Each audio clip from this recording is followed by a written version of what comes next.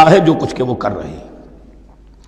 قل من کان عدوا لجبریل فانہ نزلہ علی قلبک۔ اب جیسا کہ میں نے عرض کیا کہ ان کا خیال یہ تھا کہ آخری نبوت کا وقت تو قریب ہے، ہوگا وہ کوئی اسرائیلی، ہوگا ہم میں سے۔ معاملہ ہو گیا تلپٹ، اللہ نے ان کی آزمائش اتنی بڑی کر لی کہ جنہیں حقیر سمجھتے تھے، بڑی امیین ہیں، ان پڑھ ہیں، نہ ان کے پاس کتاب، نہ کوئی شریعت، نہ کوئی قانون، نہ کوئی ضابطہ، کچھ بھی نہیں۔ اللہ نے ان میں سے ایک آدمی کو، ایک شخص کو چن لیا، لہذا ان کے لیے اب ان کے اندر دشمنی پیدا ہوئی۔ کس سے؟ گالیاں دینے لگے حضرت جبرائیل کو، اس نے دشمنی کی ہمارے ساتھ، آ تو رہا تھا پیغام ہم میں سے کسی کے لیے، لے گیا ادھر۔ اور یہ بات آپ کو شاید بڑی عجیب لگے، لیکن یہ کہ شیخ احمد سرہندی رحمۃ اللہ علیہ نے اپنے مکاتیب میں یہ لکھا ہے کہ اہل تشیع کا ایک فرقہ ایسا بھی رہا ہے، میں نہیں جانتا کہ آج بھی ہے یا نہیں ہے، جس کو غرابیہ کہتے تھے۔ غرابیہ، ان کا عقیدہ یہ تھا کہ حضرت محمد صلی اللہ علیہ وسلم اور حضرت علی رضی اللہ تعالی عنہ، ان کی ارواح بالکل ایک دوسرے کے ایسے مشابہ تھیں جیسے ایک کوا دوسرے کوے کے مشابہ ہوتا ہے، غراب کوے کو کہتے ہیں۔ تو جبریل دھوکہ کھا گئے، وہ وہی اللہ نے بھیجی تھی علی کے لیے، لے گئے محمد کے پاس صلی اللہ علیہ وسلم۔ تو یہ بات جو شیخ احمد سرہندی کی لکھی ہوئی غرابیہ فرقہ ان کا، مجھے یہ نہیں معلوم کہ اب بھی ہے یا نہیں ہے، لیکن یہ بات یہود کے ہاں جو ہے وہ موجود تھی۔ اور بات جان لیجئے، لَيَأْتِيَنَّ عَلَىٰ أُمَّتِي مَا أَتَىٰ عَلَىٰ بَنِي إِسْرَائِيلَ حَسْبَ النَّعْلِ بِالنَّعْلِ، اس کی حقیقت اور سے اور منکشف ہوتی چلی جائے گی۔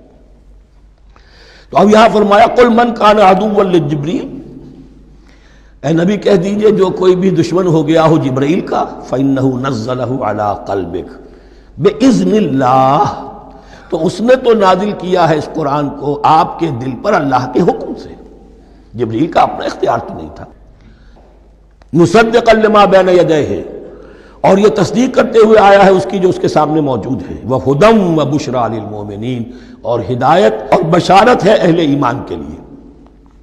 اور اس کے بعد اب فرمایا جا رہا ہے کہ اللہ اور اس کے رسول اور اس کے ملائکہ یہ ایک آرگینک ہول ہیں، یہ ایک جماعت ہے، ان میں کوئی رکھنا نہیں ہو سکتا، ان میں کوئی اختلاف نہیں ہو سکتا۔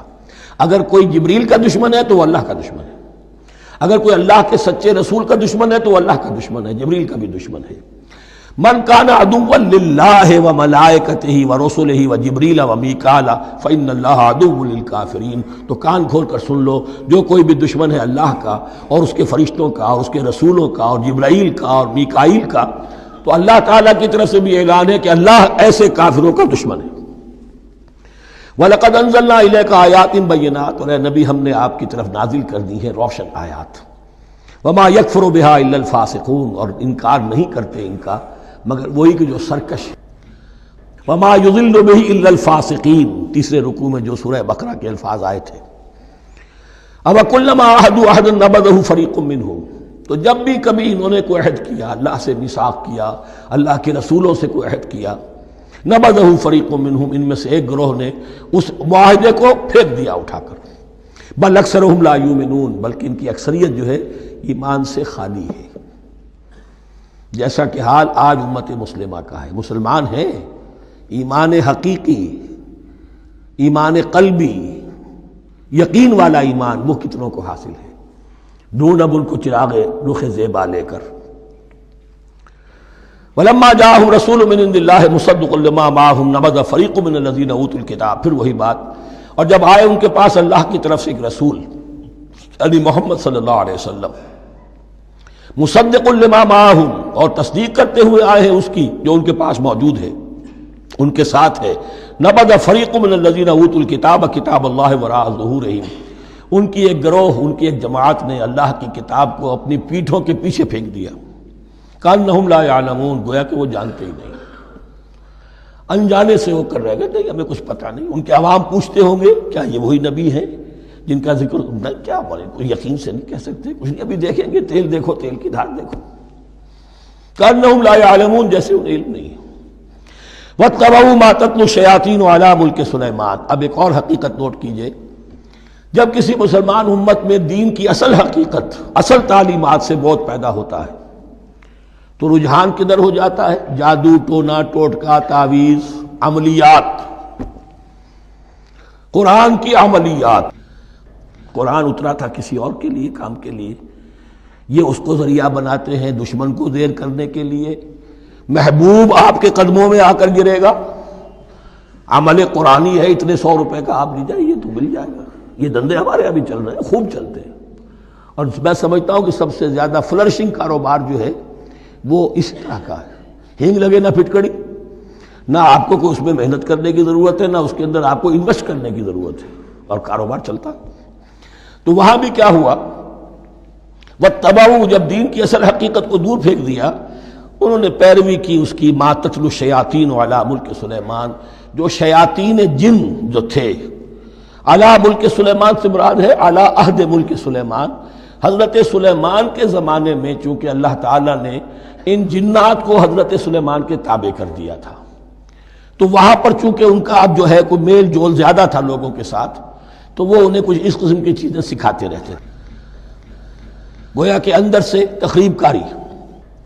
وَاتَّبَعُوا مَا تَتْلُو الشَّيَاطِينُ عَلَىٰ مُلْكِ سُلَيْمَانَ وَمَا كَفَرَ سُلَيْمَانُ وَلَٰكِنَّ الشَّيَاطِينَ كَفَرُوا، اور سن لو، سلیمان نے کبھی کفر نہیں کیا بلکہ یہ شیاطین تھے کہ جو کفر کرتے تھے۔ جادو کفر ہے، لیکن آپ کو نقش سلیمانی آج تک بھی لفظ ملے گا، نقش سلیمانی۔ آج بھی مسلمان بھی ان چیزوں کو حضرت سلیمان کی طرف منسوب کر رہے ہیں، وہ ظلم اب بھی جاری ہے۔ وما کفر سلیمان ولکن الشیاطین کفروا یعلمون الناس السحر، وہ لوگوں کو جادو سکھاتے تھے۔ وما انزل علی الملکین ببابل ہاروت و ماروت، اور جو کچھ نازل کیا گیا 2 فرشتوں پر، ہاروت اور ماروت پر، بابل میں۔ بابل یہ ہے پرانا عراق، بیبلونیا۔ نبوکدنضر بھی بیبلونیا کا بادشاہ تھا، نمرود بھی بیبلونیا کا بادشاہ تھا۔ عراق کے بادشاہوں کا لقب ہی تھا نمرود، نماردہ اس کی جمع ہے۔ تو حضرت سلیمان کی حکومت جب تھی تو وہاں پر یہ لوگ جنات جو ہیں وہ اس قسم کی تخریب کاری کر رہے تھے، تو اللہ تعالیٰ نے آخری آزمائش کے لیے 2 فرشتوں کو زمین پر اتارا، اور وہ انسانی شکل میں لوگوں کو جادو سکھاتے تھے، بتاتے بھی جاتے تھے دیکھو جادو کفر ہے، ہم سے مت سیکھو، لیکن اس کے باوجود لوگ سیکھتے تھے۔ تو گویا کہ ان پر اتمام حجت ہو گیا کہ اب ان کے اندر خباثت جو ہے پوری طریقے سے گھر کر چکی ہے۔ وما يعلمان من احد، اور وہ نہیں سکھاتے تھے کسی کو بھی، حتی یقولا انما نحن فتنة فلا تکفر، یہاں تک کہ وہ کہہ دیتے تھے کہ دیکھو ہم تمہاری آزمائش کے لیے بھیجے گئے ہیں، ہم فتنہ ہیں تو تم کفر مت کرو۔ فیتعلمون منہما ما یفرقون به بین المرء وزوجہ، تو وہ سیکھتے تھے ان دونوں سے وہ شے کہ جس کے ذریعے سے تفریق کر سکے ایک شخص اور اس کی بیوی کے درمیان، تفرقہ ڈالنا گھروں کے اندر، فساد۔ اب بھی یہ عورتوں کے اندر یہ کام بڑی تیزی کے ساتھ چلتے ہیں، تعویذ اور دھاگے اور کیا کچھ گنڈے چلتے ہیں۔ وما هم بضارین بہ من احد، اور نہیں تھے وہ ضرر پہنچانے والے کسی کو کچھ بھی الا باذن اللہ۔ ایمان کا تقاضا یہ ہے کہ چاہے کوئی دوا ہو وہ بھی باذن رب کام کرے گی، ورنہ نہیں۔ کوئی اور اسباب طبیعیہ ہیں، ان کے بھی اثرات ظاہر ہوں گے اگر اللہ چاہے گا، اس کے بغیر کچھ نہیں ہو سکتا۔ جادو کا بھی اثر ہوگا تو اللہ کے اذن سے ہوگا۔ تو بندہ مومن کو ڈٹے رہنا چاہیے اور مقابلہ کرنا چاہیے۔ وما هم بضارین بہ من احد الا باذن اللہ ویتعلمون ما یضرهم ولا ينفعهم، اور وہ سیکھتے تھے ان سے وہ چیزیں جو ان کے لیے مضرت بخش تھی، ضرر پہنچانے والی، اور انہیں نفع نہیں پہنچاتی تھی۔ وَلَقَدْ عَلِمُوا لَمَنِ اشْتَرَاهُ مَا لَهُ فِي الْآخِرَةِ مِنْ خَلَاقٍ، حالانکہ یہ بات ان کے علم میں آ چکی تھی کہ جس نے بھی اس چیز کو حاصل کیا، جادو سیکھا، اس کا پھر آخرت میں کوئی حصہ نہیں ہے۔ وَلَبِئْسَ مَا شَرَوْا بِهِ أَنفُسَهُمْ، اور بری تھی وہ چیز جس کے لیے انہوں نے اپنے آپ کو فروخت کر دیا۔ لَوْ كَانُوا يَعْلَمُونَ، کاش کہ انہیں علم ہوتا۔ وَلَوْ أَنَّهُمْ آمَنُوا وَاتَّقَوْا، اور اگر وہ ایمان رکھتے اور تقوی کی روش اختیار کرتے، لَمَثُوبَةٌ مِّنْ عِندِ اللَّهِ خَيْرٌ، تو بدلہ پاتے اللہ کی طرف سے بہت ہی اچھا، بہت خیر۔